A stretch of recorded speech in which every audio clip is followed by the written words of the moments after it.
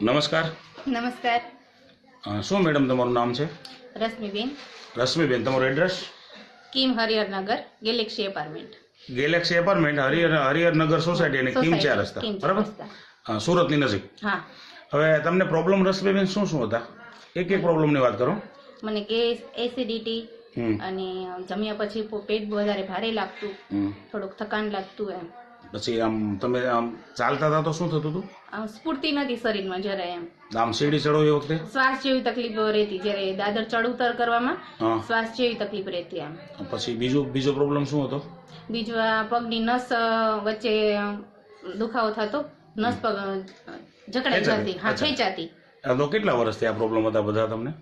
વરસ દિવસ થયા. નસની તકલીફ હતી મને વરસ દિવસ થયા, અને અને એસિડિટી ગેસ ઈ મને 2 થી 3 વર્ષ થયા. અચ્છા, હવે આના માટે આપણે આમ દવાઓ લીધેલી ખરી કોઈ? હા, દવા લેવાથી કેમ થતું?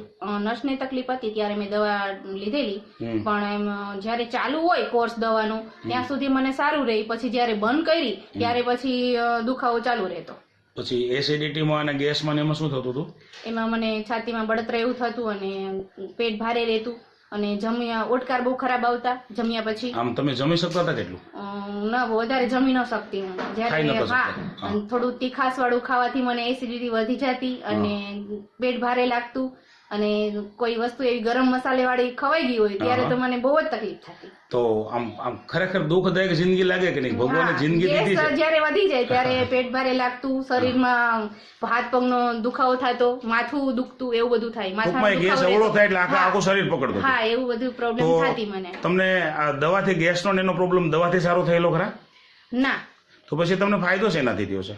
મને આ જે પાવડર છે નેચરામોર, એનાથી મને. આ પાવડરના કેટલા ડબ્બા તમે રશ્મિબેન પીધા છે? 2. મિત્રો, આ એક ન્યુટ્રિશનલ ફૂડ સપ્લિમેન્ટ એવું અહીંયા લખેલું છે. આ 2 ડબ્બા નેચરામોર પાવડર પીધા પછી રશ્મિબેન હવે તમારી તબિયતમાં કેવું લાગે છે? સારું લાગે છે મને. કે આ ગેસ કેવી રીતે ફાયદો થાય છે? અને આ પાવડર થી મને વધારે ફાયદો દેખાય છે. એટલે શું શું ફાયદો છે?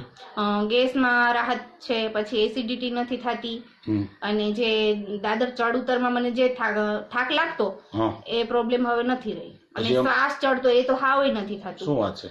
પછી તમે કહેતા હતા જમ્યા પછી પેટ ભારે ભારે રહેતું, તો એમાં કેમ છે? હા, એમાંય મને સારું દેખાય છે. ખોરાક લેવાય છે? હા, લેવાય છે. તો સ્ફૂર્તિનો અનુભવ સારો લાગે છે? હા, સારો લાગે છે. તો આ વસ્તુ વાપરવાથી આમ તમે સંતુષ્ટ છો?